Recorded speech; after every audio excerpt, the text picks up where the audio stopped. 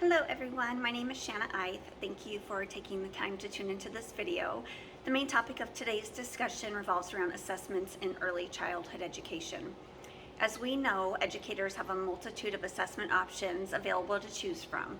They even have the option of designing their own when they hope to capture specific information about a child and their development.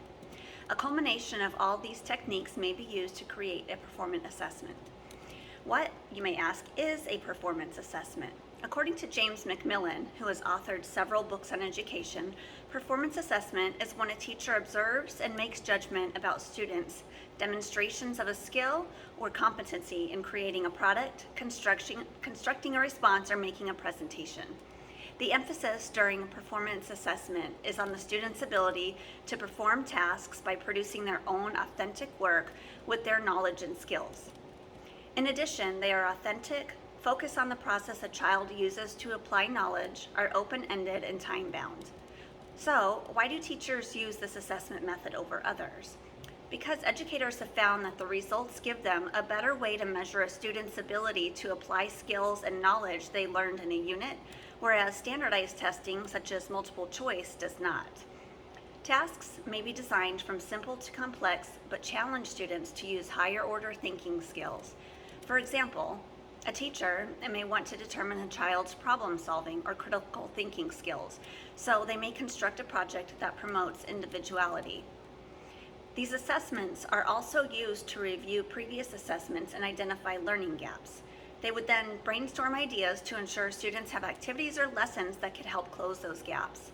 During performance assessments, educators gain an understanding of how students learn, so that they don't focus on teaching the test, but they prepare students for the actual task. These assessments, in which authentic skills are demonstrated, may include interviews, contracts, directed assignments, games, work samples, portfolios, and many more. Interviews, whether unstructured, structured, or diagnostic, are a great tool to gauge a child's understanding of a subject. This is especially true for children who have yet to learn how to read and write. Teachers may ask children questions while they play or work on an assignment. This unstructured method gives teachers an idea about what the child's thought processes are. Structured interviews may be done during or after a lesson when teachers ask specific questions regarding the lesson, determining a child's logical thinking or problem-solving skills. Contracts are a sort of agreement between a teacher and a child. Depending on the age of the child, either preschool or primary grade children, a day's schedule may be established so the child knows what activities they are to complete. A record is kept of the child's accomplishments, and this record may be used to keep track of their skills and their learned concepts. It's a useful guide to refer to when determining what concepts the child needs to work on more. Directed assignments are similar in nature to interviews, however, they focus on a specific task so children can demonstrate a targeted concept. Teachers may ask specific questions while the child is completing the task.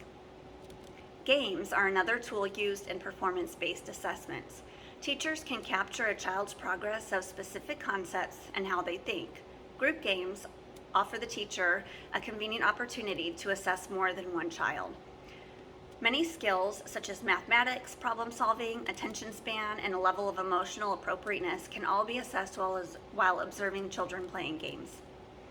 Work samples and portfolios are similarly used during performance assessments. Work samples may be collected from all subjects, whether they're artistic creations, writing samples, book reports, or digital creations. They all represent what a child can accomplish. Teachers may look at work samples or observe a child's performance to complete a checklist, write anecdotal records, and determine which items shall be used in their portfolio. Their work is interpreted by the teacher for them to determine the child's progress and share that information with the parents. The tangible pieces of a portfolio are valuable when discussing a child's growth with their family members. These examples are just a handful of available performance assessment tools. Educators have the option of using many more or even creating their own to assess the performance of their students. While they do not capture all the same type of information or record observations the same as one another, every one of these methods contributes to benefiting teachers and students. In my opinion, the greatest thing about performance assessments is that teachers get to use direct observations of students performing in a real-world setting. That is a benefit that children won't grow out of. Teachers of all students, even those attending the secondary educational programs, use this method. Traditional assessments or standardized tests typically have a narrower focus, while performance assessments really allow teachers to see how students put it all together. The children are learning skills across all developmental domains when they observe them at play or working on a group project. Teachers get to capture all of the conversations and other nuances that occur. In a nutshell, they may get to see when students arrive at the aha moment, when they put their learning to action. This may require them to evaluate a situation and decide which skills to use, learning to problem solve, and attempting to try things in more than one way. That's a big accomplishment for young children. During performance assessments, teachers get to test what they've taught. At times, the evaluation will be to determine if and how a child follows directions. For example, when playing games or following multiple step procedures, students enjoy being challenged and engaged by their teachers. They can become more involved with projects when they get to work on them daily, learning new things rather than studying for a test, only remembering the information long enough to get a passing grade. At the completion of a performance assessment, teachers may also get feedback from the students about their own performance and how they felt about the project. This helps teachers to reflect on things that may be modified with the next group of students. There are many variables that contribute to a performance assessment being beneficial, but when careful consideration is used in choosing how to implement them, each method can contribute to teachers and parents knowing how to prepare their children for a successful education. Thank you again for taking the time to tune into this video, and have a great rest of your day.